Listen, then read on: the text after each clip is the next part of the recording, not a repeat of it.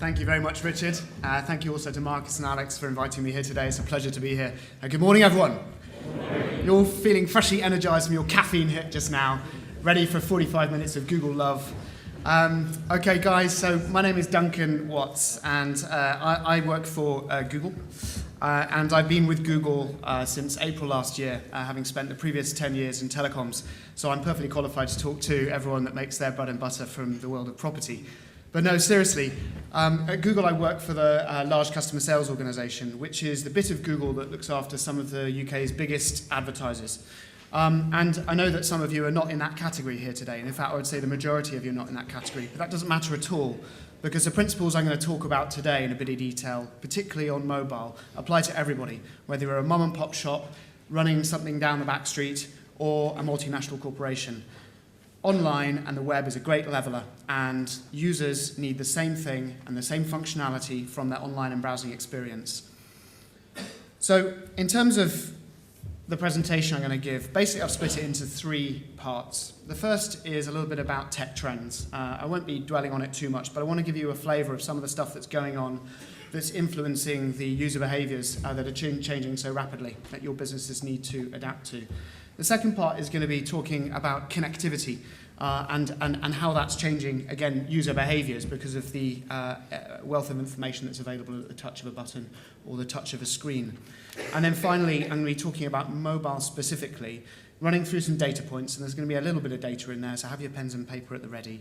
And then also some practical points that you can hopefully take with you today. And if as a result of the next half an hour, 45 minutes, you take away just one thing that you can go and apply back in your business. It might mean a different mode of approaching your customer. It might mean a technical implementation on your website. But just one thing at least, then I'll have won today because that's what I kind of want you to do. I'm not here to sell advertising, by the way, in case any of you are feeling your wallets burning already. This is about improving your customers' online experience and helping your businesses grow. So, without further ado, and by the way, there'll be a bit of Q&A at the end, so if any of you kind of see some stuff that you need explaining in a bit more detail, then I'm happy to take questions. And also my email address is at the bottom there. If any of you want to reach out with questions, I can't guarantee I'll be speedy in getting back to you, but I definitely will get back to you and hopefully be able to help.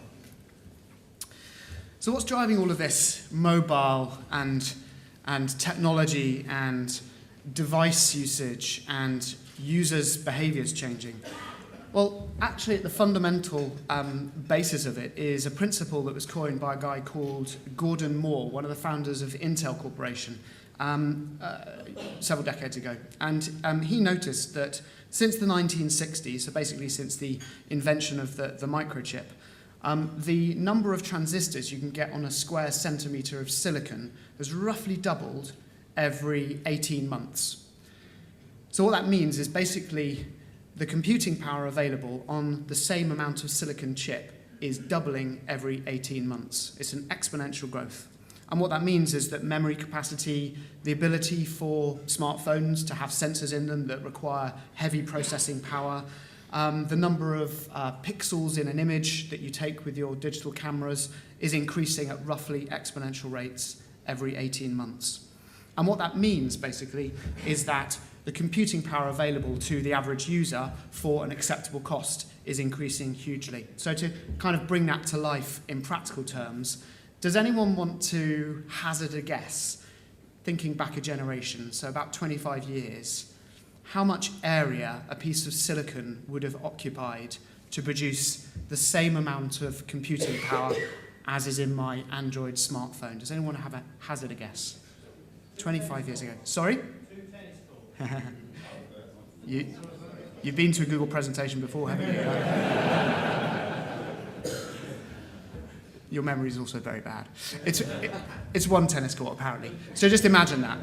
And now fast forward 25 years, another generation. And how big is that chip going to be to give you the same amount of processing power in my smartphone today? It's going to occupy the space of a red blood cell. So in 25 years' time.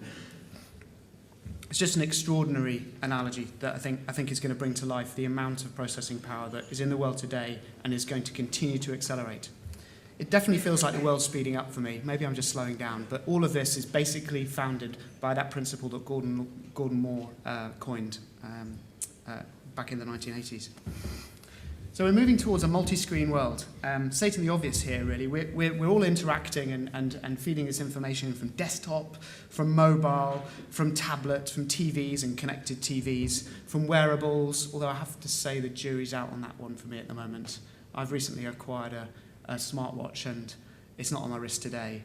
I've yet to find an application that's going to justify making me look stupid wearing it. It's just not, it's not quite there. And enough said about Google Glass as well. But someone and somewhere is going to invent a device and an application to go with it that will change everything. And I'd like to think it's probably going to be embedded in a contact lens or something like that. And then, of course, in car. Everyone with modern cars has got the ability to touch a screen, but these are becoming more sophisticated, and the latest generation of electric cars, particularly the Tesla, has something almost equivalent to an iPad that requires a connection and gives you all the information on engine management, your environment, as well as regular communications on the move.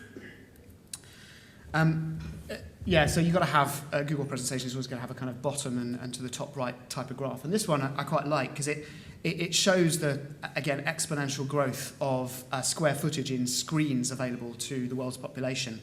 So right now there's roughly 1 square foot of screen for every adult on Earth, so about 4.5 billion. And that's just going to accelerate with that 6-screen environment that we're all moving into.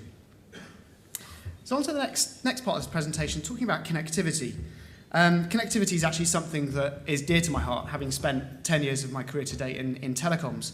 I know a bit about it, and I'm at the risk of going down a rabbit warren of telecoms jargon. I'm not going to do it today, but I do want to leave you with a message that connectivity is at the heart of everything that we're doing, both today and going forward into the future as devices become connected. So think about these two images. On the left, we've got an image that was taken at the 100 metres final in the 2008 Beijing Olympics. Look at those guys clamouring with their, what are they? Casio digital cameras and whatever else they're holding. Someone's got a water bottle there. She's obviously doing a commentary. And then on the right, we've got the seconds after Usain Bolt won the 100 metres final in London. What an awesome moment. And look at the difference. Just in 4 years, everyone using their smartphones and their tablets to take photos in the moment. That's all pretty obvious. But I think the thing that is less obvious in the photo is, of course, the photo on the right is populated by devices that are all connected, enabling users to share information in the moment. And also the devices that are harvesting that imagery have the processing power to be able to edit the imagery on the fly. So everything can be done on the device. It's incredible how much things have changed in such a short space of time. So let's think about what's going to be coming in the next 5 years. So the big trend that we've identified, and that many amongst the kind of world's tech companies and the research companies that do all the insights to enable us to make predicted decisions about where to invest money in product development, say that today we have around 7 billion connected devices. So population of the world is something like 7.2 billion. So about 1 connected device of some kind for every person on Earth. And fast forward 5 years to 2020, and there's a Nielsen report, I think Gartner's also coming up with similar numbers. It's saying it's over 30 billion connected devices by 2020. Now, the world's population is clearly not going to be quite that high by then. The point is that the number of devices that are becoming connected to the internet, to other devices, is increasing at a greater than exponential rate.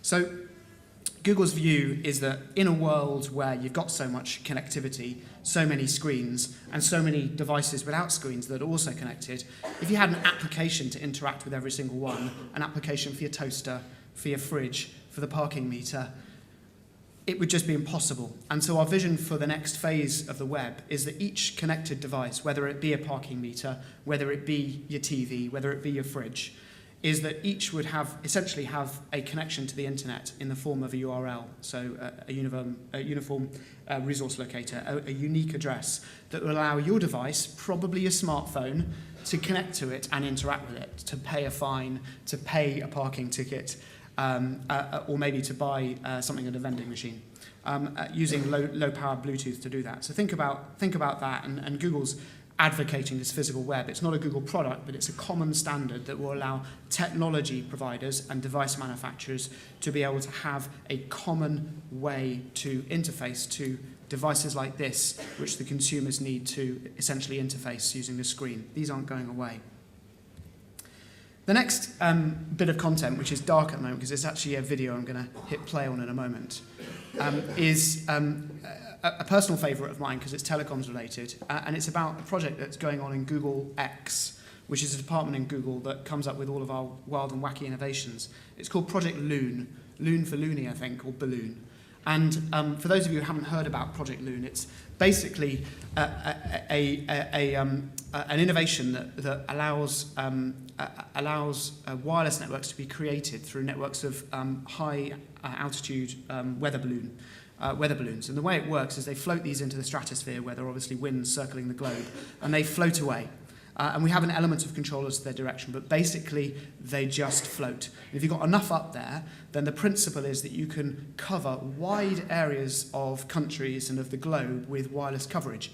And think about telecoms infrastructure that we enjoy today, the pipes that run into our offices, into our homes via copper or via cable or fibre, the base stations on the top of buildings or on the top of towers in rural geographies that allow your phones to communicate. They're all connected to pipes. And the economic principles of building telecoms networks are limited to the number of people that use those within a certain geographic area. So if you take, I don't know, a rural area of New Zealand, as is featured in the video I'm about to show you, a telecoms company like Telecom New Zealand would never be able to afford to dig fibre into the many sheep fields there.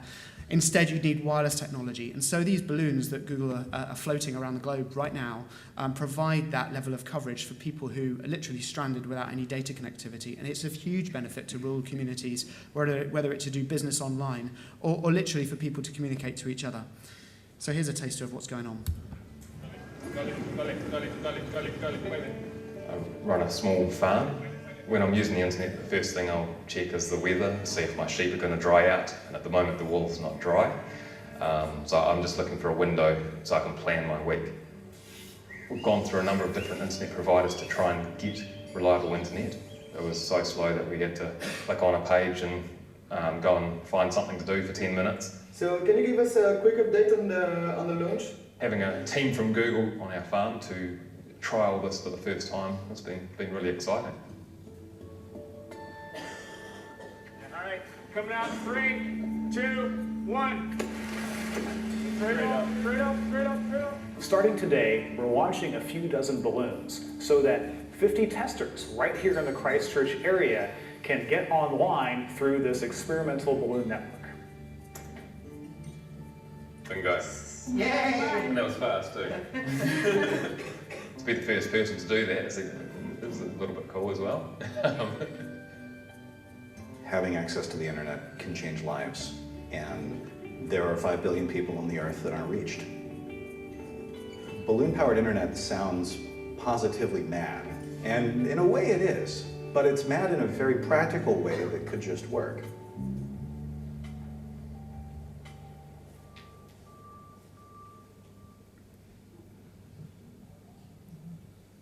Okay, very good. So the last part of the presentation is to talk about mobile specifically, and there's a bit more depth in here. And really what I want to talk about first of all is these data points and insights that will make you hopefully sit up and recognise the importance of going mobile if it's not already completely apparent. It was really encouraging to see the opening remarks from this morning's session that Richard and Marcus gave to show how central to their activity they're putting the mobile. It's absolutely imperative. I'm going to talk a little bit about apps, and some of you are sitting on the fence thinking, how apps are relevant for me, should I be doing something with apps? Then I've got a word or two about that. And then finally some practical suggestions, some takeaways of what you should be thinking about in terms of your own business's presence online. So let's talk about this device, this smartphone that we're all completely addicted to. It drives me crazy sometimes, but I would never do away with it. It's a pocket supercomputer, right? I mean, the new iPhone, I've got to give a hat tip to iPhone. I think they're great, but I use an Android personally. The iPhone 6 has 625 times more computing power than the first 1995 Pentium. So what's that? 20 years ago.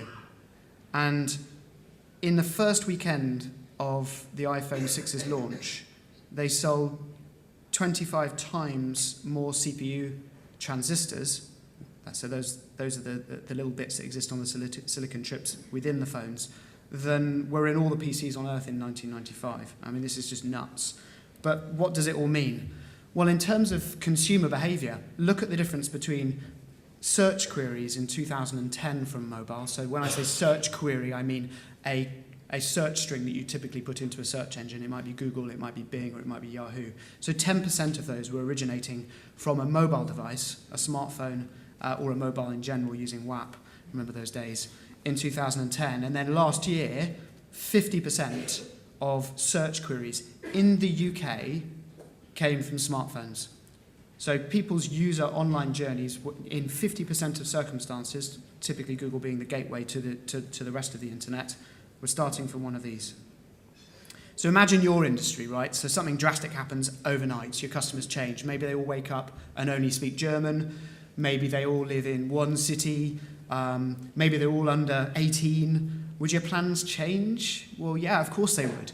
And the message I want to give you today is that the changes we're seeing and the rapidity of those changes and the acceleration of those changes as a result of mobile technology and people's reliance on mobile technology are as fundamental as some of those crazy examples I just gave. So the UK properties industry's mobile moment is 2015. What do I mean by mobile moment? Well, we have a number of tools at Google that are available to us internally that allow us to extract useful data insights.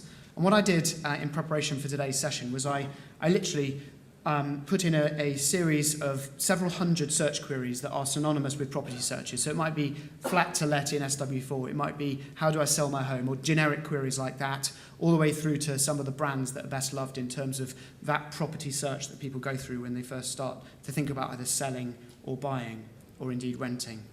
And what you can see here in the blue bars is the decline you're seeing in terms of the number of queries, so those searches that are property specific in the UK since Q2 2012. So there's a decline, actually there's a slight uptick in Q4 2013, but basically on average a decline over time, right up until Q1 2015, which is where we are today. The red bars show mobile, so that's smartphones, and then the orange bars show tablet. Now if you sum the red and the orange, you'll notice that in Q1 2015 and then predictively Q2 2015 and Q3 2015, which is what this forward-looking tool allows us to do, you'll see that the sum of the mobile and the tablet queries exceeds that of the desktop. So that's back to the 50% I was talking about just now. So bear that in mind. This is no longer just about general searches being 50% of the time originating on mobile. This is about property-specific searches in the UK, mirroring that. I think you guys are probably kind of there now and convinced that this is of significance. Smartphone users account for the majority of people living in the UK. So 70% of mobile phones are smartphones. 56% of users employ a smartphone regularly. And by 2018, we'll have 46.4 million. So roughly one for every adult in the UK being a smartphone. In terms of time spent, this is not queries anymore. This is not search queries. This is time spent. Nearly half of users' time is spent on mobile. Again, it's half. And I'd say by the end of this year, I'll probably be talking more in terms of 65%. Then in terms of mobile phone usage, that younger age bracket, the 18 to 34-year-olds, consider mobile the first and most important screen. And so mobile has become integral to almost all consumer journeys. And by consumer journey, I of course mean that kind of need identification that an individual has. So I need to find somewhere to rent, I need to sell a house, I need to buy a new duvet, all the way through to that transaction happening, whether that be an inquiry, an instruction for you guys, whether it be a purchase online. 65% of decisions start on mobile and end somewhere else. So it's a really important factor for you guys to consider that whilst mobile is super important, a bunch of that user journey, which in property speak is normally 60 to 90 days from the need identification through to the closure of whatever the transaction is, the rent or the buy or the sell, the user will go through many different forms in its journey. So it could be tablet, it could be desktop, it could be walking into an estate agent, on the phone, but 65% of decisions start on mobile now. Let's talk about mobile ads. So that's how Google makes its money to do crazy things like Project Loon. 84% of UK mobile phone users notice mobile ads. I'm sure you guys know the difference between ads at the top of a Google search page and the organic listings which are not advertised. on mobile, the amount of the screen used by an ad is obviously greater than on a desktop screen. And so your presence at the top of the mobile search results is fundamental in terms of both building a brand nationally or locally, as well as getting that click to funnel people through to the destination, which typically for you guys would be your website to make an inquiry online or to click to call your branch. And 59% of users only check the first page of the search results, right? So if you're on a smartphone, you do your Google search, you get the page loaded, and then you want to get to where you're going as soon as possible. You don't want to wait for the connection to load another page and scroll through. It's normally, in 59% of cases, that first page, which then engenders the next stage that the user will take in its journey. And that might be a click to make a phone call, it might be a click to the advertiser's website. So it's really important that even if you're just advertising at a local level, that you make sure that your adverts appear towards the top, if not at the top, of the search results. Consumers commonly look for stores' location on mobile. I did it today finding this hotel, and I do it most days, to be honest. And then people, so 35% say that the features such as maps or satellite navigation to get to somewhere to plan a route are fundamental, and that's obviously very important for your businesses since you have such local markets and local presence. So on from the simpler, more graphical slides to something like this. Now, I took one look at this and I thought, how am I going to present this today? And I thought, yeah, I am, but I'm not going to walk through it. You'll be pleased to hear. A Nielsen study back in 2010 showed that Google, in the middle, is at 86% of consumer journeys associated with property search. That's an important thing to bear in mind. We also know that at some stage in their journey, 46% of those that go on to make an inquiry, we call them converters if you like, have clicked on a sponsored link, so one of our ads. Don't worry about the numbers or the pathways. What this is designed to illustrate is it's a bloody complex and fragmented world that Richard and Marcus have already alluded to. And to help you navigate through that, it's absolutely imperative that your presence on a smartphone and the way people interact with your business on a mobile is thought about. So we're seeing a fundamental shift that's already happened with consumers. It's fundamental. I mean, last week, my boiler broke down, right? And I didn't reach for the yellow pages. I didn't call a mate.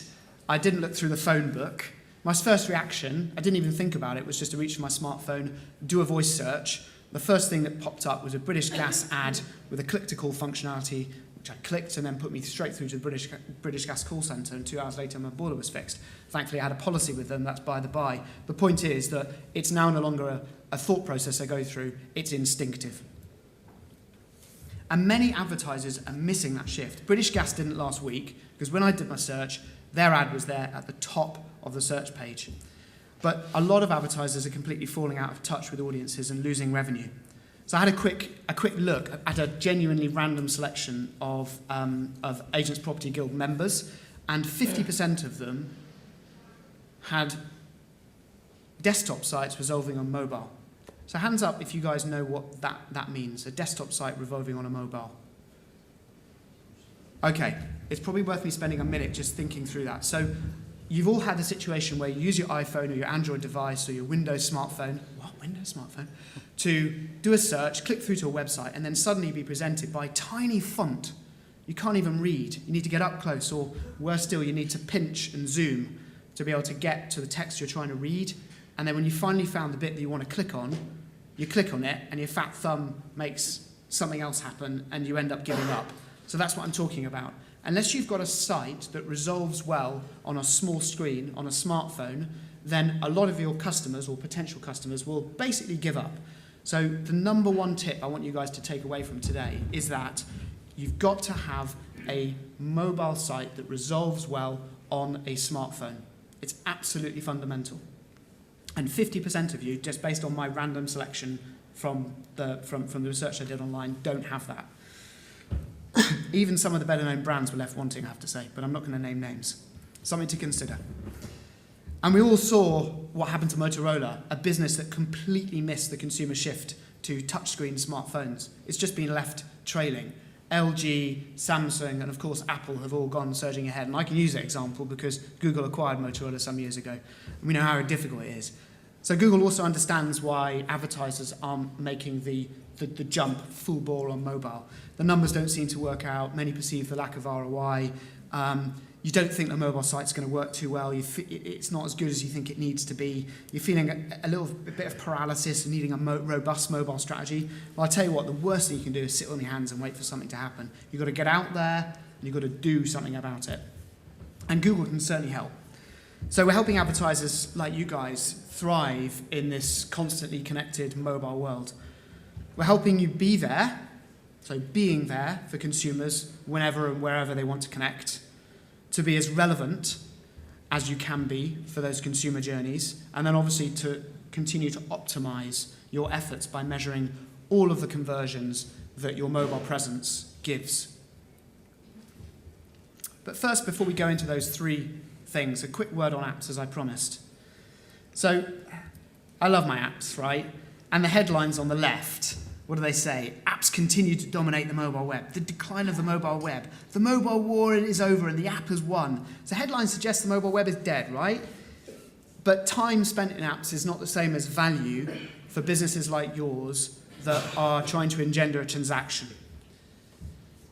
The histogram on the right shows the equivalent of what you could have achieved if you converted the amount of time that the world's population had spent watching Gangnam Style on YouTube. It's about 140, what's the number? 140 million man-hours, which equates to something like 2.1 billion views of Gangnam Style on YouTube since it's launched. In fact, only last month Google had to reset the play counter on its YouTube because no one, when they built the YouTube platform, envisaged a situation where a single video would be viewed over 2.1 billion times. So these guys were the first to break it. In that time spent watching, you could have built 20 Empire State Buildings, 6.5 Burj Khalifa Towers, you get it. So when it comes to commercial tasks, my point here, guys, which is what we're all here today to talk about, is that 65% of people use sites on mobiles more often. 28% of people use sites and mobiles, sites and apps, and only 6% prefer apps, right? So the point is that 94% of users out there in the UK looking to take a commercial action are happy to do that via a site. So the summary is, don't panic, it's not all about the app. Having an app is a nice to have at the moment in the world of estate agents, but it's about the mobile site first. And this slide basically gives you three categories of business. The businesses that absolutely need to be on apps, the Ubers, the Facebooks, the Hotel Tonights of this world. Then at the bottom, in the middle, we have where you guys are at, in my opinion, or in Google's opinion, which is to get that site first, fully optimized, fully functioning, and then built with your consumer base and their user journeys in mind. And then when you've got that working and singing, it's perhaps then time to think about the app. So back to how Google can help and what you need to be thinking about in the be there, be relevant, and be optimized world. So on the be there bit, just as consumers are constantly connected, so should you be. Many advertisers simply aren't present to consumers when they're on mobile. And when I say advertiser, I don't mean guys buying ads, I mean folks with a mobile site. So a few examples of companies that have really taken the mobile presence, being there and being relevant for consumers seriously are Valor Finance, My Single Friend, and Ocado. Those are examples of companies that we think are doing that particularly well at the moment. The Google My Business function, which is completely free, is a great way to get your business connecting with consumers directly, whether they're looking for you on search, on Google Maps, or on Google+. I suggest you go to google.co.uk/business if you haven't already and go through that process of making sure that when someone is searching for an estate agent locally or even the name of your shop, that the Google My Business recognises that and then does something to enhance the search results. And genuinely no affiliation to Jackson's estate agents in Balham. I happen to live very near Balham and did a quick search just this morning on this actually, as an example of a business that's using Google My Business for free very effectively, so that when I search for Jackson estate agents in Balham, I then get a very large and prominent display of the business's details and probably can even call them directly from that page as well. And then finally, secondly of those three tenets, being relevant, engaging new consumer contexts. So after establishing your presence among mobile users, the next step is to fine-tune your presence so it's as relevant as possible. That's about making sure that your mobile site has the messages that are most relevant to the user most prominently. It kind of goes without saying, when you go to a mobile site, you don't want to read about the company's history, you don't want to read about its founding partners, you want to know where it is, you want to be able to send an email inquiry, you want to be able to click to call. These things are really important. And those mobile optimized formats are talked about in detail at the mobileplaybook.com, which is another free resource from Google that enable you to think carefully about your consumer's buying process, your consumer's journey in the context of your business's mobile presence. And then finally, being optimized. There's absolutely no point in having an asset online unless you're measuring its performance. Just having something there, even if it looks good, doesn't necessarily mean it's performing well for you. So you need to make sure absolutely that you're holding your people internally or the agencies that work for you to account as far as analysing the performance of all of your mobile properties and your mobile activities, whether that be email, whether that be analysing how people are interacting with your site on desktop, on tablet, on mobile, whether people are making contact with you via clicking to call, on ads or on search results, and also how many of those users are coming to your store having done a search. It's great to ask your customers once every so often how they found you and how they found the mobile experience. So as consumers continue to move ahead, underpinned by this fundamental shift to mobile, don't get left behind. We're already in year 7 of the smartphone market. Consumers are already way ahead of all of us. And my message today is you need to keep up with them. So what are you going to do next in this be there, be relevant, be optimized framework that I've talked about today? The first thing in the being there is to find out how much traffic and revenue is coming from mobile. So what's been the growth? On the be relevant, why don't you try your site? Mystery shop, send an inquiry to your own branch and feedback on what that experience has been like on multiple different devices, in multiple different locations, and arriving at your site from multiple different search queries, whether it be brand specific, when I say brand specific, specific to your branch, or whether it be more generic. How easy were you to be found? And then finally, on the optimization side of things, follow up with your digital team or your agency on how they're measuring your return on investment from mobile. And that's the end of the presentation today. And as I promised, with 12 or 13 minutes still of this allocated slot to go, I'm more than happy to take a few questions, and I'll do my best to answer them. Does anyone have any questions? I believe there are a couple of roving mics, actually, so we can get it broadcast. It will save me from repeating the question. Yes, sir. Do you want to just say your name and where you're from, please? Yeah, Simon Bradbury from Thomas Morris in Cambridge. Hey, Simon. I was interested to hear your comments about wearable devices. I read recently, I was really disappointed at Google Glass. I mean, you might be able to tell me. I thought Google Glass looked like it might have a superb application with augmented reality for property sales. And I saw a demo, I thought it was really cool and very interesting. Now I hear that Google Glass is dead, or is it? And is Google Glass 2 going to launch in 2015? And all that stuff. I just wondered if you'd let us know. Thanks for the question, Simon. So, many of you might have read the tech press that Google Glass has been deprioritized in terms of its current incarnation. So this is a typical example of an innovation that's come out of Google X, which is our Skunk Works lab.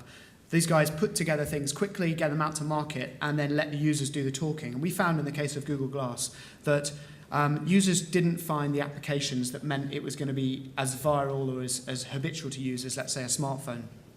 And so therefore, we've not continued to push it because the users have done the talking. That said, the technology itself is still pretty awesome. I've used them myself, and I have to say that whilst I don't think I would adopt it as a day-to-day, it's definitely got some usage.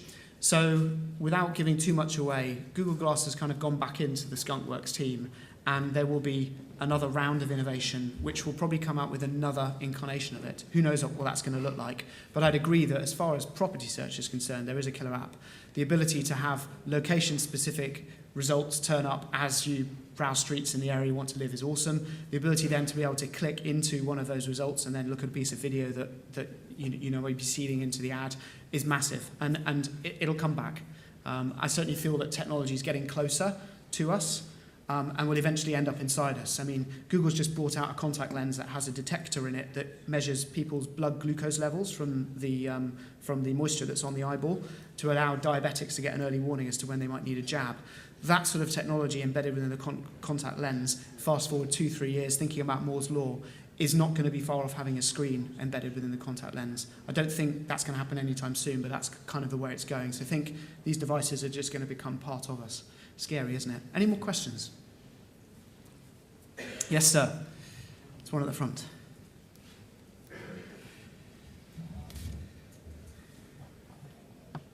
It's Anthony Buxton from Premier Business Audio. Hey. I've heard that, well, I think we've got a number of speeches today on how video is taking over from text as pictures as the predominant sort of medium that people want to watch. Yeah. And to go along with that, I've also heard that YouTube has now become the second biggest search engine on the net. Do you want to just talk about the balance between video and text when it comes to search? Yeah, absolutely. So I could have done a whole presentation about video because it's such a hot topic, but that wasn't my brief today. It was about mobile, and actually in the context of your world in property, I think mobile is much more relevant. It's more pressing, and it's also fundamentally where a lot of the property search starts. Video, from a content perspective, is, as you said, becoming increasingly important, and embedding video within your sites, within your ads, to allow users to discover and have richer experiences online as part of their search phase is absolutely imperative. YouTube has, I guess, two or three different applications as far as property is concerned. So YouTube's, it's possible to advertise on YouTube as a Google property. You can do that by putting your ads alongside relevant content on YouTube, which any Tom, Dick and Harry can upload. You can do that by creating your own content and then promoting it via Google paid services, or you can do it by creating your own content and then using free or organic methods like social media to promote that content. And then obviously embedding that content not just in the YouTube application or the YouTube site, but also in your own websites. YouTube's here to stay. It's a subject of a huge amount of investment from Google. You're right, it is the second biggest search engine. I for one, use it several times a day. And I would encourage you all to check it out as a platform and look at what your competitors are doing in terms of using YouTube, both within their sites as well as within the channels that it's possible to create on the YouTube platform to gain more audience and drive consideration for the property searchers before they speak to you, or even during that process. More questions? Or are we done? Oh, yes, sir. That's 3. Brilliant.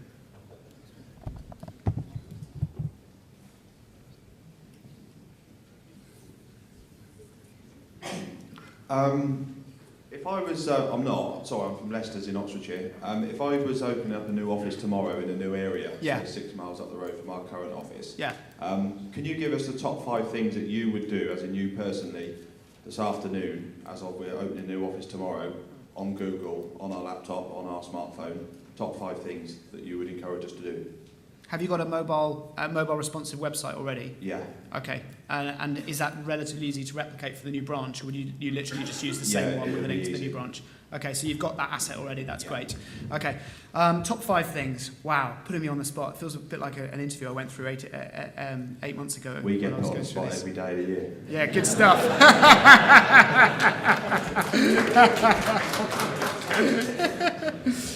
Okay, the first thing is to first of all look at that mobile site and make sure that the experience from a user's perspective is where you expect it to be, by which I mean they can find what they want as quickly as possible. So there's top 3 or 4 things that people are wanting. It's the address, it's the phone number, and it's the ability to search the property database. So make sure that kind of hygiene thing's up front sorted.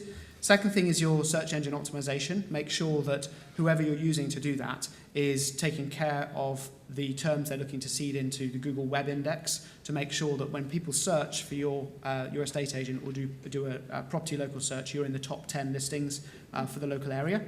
The third thing would be to consider a short burst of promotional activity, so paid adverts, using first of all Google's pay-per-click adverts. It's called AdWords. That will enable you to target users that are looking for properties locally and make sure that in that geographic area, people see your ads appearing when they do that, just to get a bit of awareness going and the first bit of traffic seeding through. The fourth thing is to make sure that those ads when you decide to do them, which can be geographically concentrated, also have something called a click-to-call functionality. It's basically an extension that allows you to not just serve the ad, but when the ad is served on a mobile, you can then click the ad and get a call straight to the office to minimise the friction that the user has to take. So they might not even be clicking through to your site to do a property search. They may just want to talk to someone. So that's the fourth thing I'd recommend. And the fifth thing I'd recommend is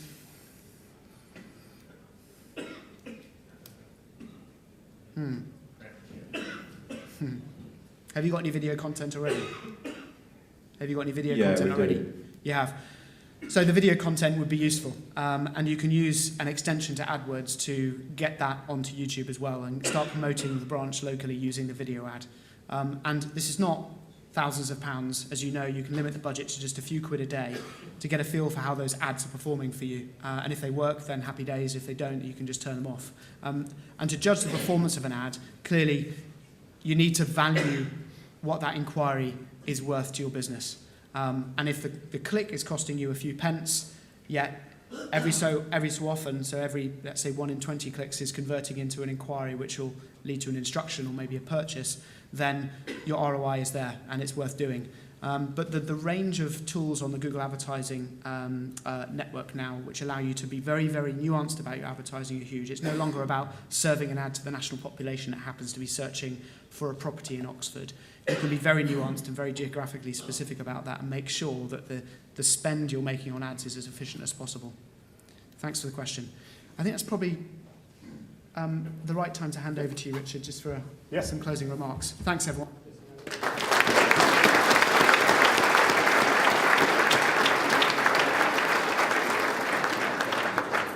Thank you, Duncan. So Duncan talked about how the world's getting more connected, and connectivity was one of the key things that were of importance. He also talked about consumer behaviour and how important consumer behaviour is in your marketing and where you're going to direct your marketing, saying that there's a fundamental shift has happened already with the consumers in how they're interacting with products and services. He also said, be there and be relevant, which I think all of these things come together, and what I want to do is just explain how what Duncan's been talking about links back to the Guild and links back to how we want to help you connect to your marketplace. So what you can see on screen there is the mobile websites. So we've provided mobile websites for you, for all of you now. So they're mobile responsive in that they'll work on all of the smartphone devices and respond to the new iPhone 6, the big fat one, as well as the Blackberries of this world. We also incorporate video in there. Duncan mentioned video and the importance of video and the importance of YouTube. He also showed how video can be used and shared using social media. So we've connected that into your mobile sites for you so that all of your videos or videoettes play within the mobile websites. But the being relevant is the one that I sort of focused on the most in what Duncan was saying, because I think the world is changing and people are able to sift out information that they don't find relevant anymore. You know, gone are the days where an advert between Coronation Street was guaranteed to be watched by somebody who watches Coronation Street. They now fast forward the adverts. They record it and they don't watch them anymore. So people are able to sift out the information and the marketing messages flying at them more and more and more. So your information has to be more and more relevant for the consumer and what they want to find. So we're broadcasting national news out onto your mobile websites for you that work and use the mobile's device itself to play. What else are we doing? Duncan was sort of alluding to this, really, that Google, the way they optimize and the way they put you at the top of the search engines, the algorithm, is actually based on the relevance of the information. So if somebody's searching for estate agents in London, or if somebody's actually searching for stamp duty changes from an estate, they're based in London, that relevant information has to come up near the top of the search engines. So what are we doing for you to do that? Well, one, we've got that national news in there. Two, we also feed in your local news. So if you're subscribed to services like Brief Your Market, we'll feed in your local news so that when Google's going through, it's finding relevant and up-to-date information within your mobile website, helping to optimize that website. We also have the web television channels. They're a repository for all of that video. All of the ability to share those videos is on there through social media channels. And finally, Facebook. We've had this app quite a while embedded in Facebook, but it allows the consumer to go on, search and share the properties with their friends. So connectivity, we could put a tick on connectivity and say we're helping you to do that. People can connect, can share video, can share properties, and do all of that kind of thing. We've looked at mobile sites. If you're not using your mobile site, you need to be using it. Duncan was emphasising the importance of it needs to be a mobile site that's mobile friendly. If you're not using it, speak to us to make sure that it's turned on and you are using it. So that's all I really wanted to say, is just show you how some of what Duncan was saying relates back to you, relates back to the property industry. And if you've got any questions, Marcus and Becca are hosting a session, I think it's straight after this, is it? Next but one session on the new tools and facilities, on how you should be using them, how you can use them to engage with your customers more. So I encourage you to go to that. So thank you very much, and thank you, Duncan, for coming and speaking for us today. It was fantastic.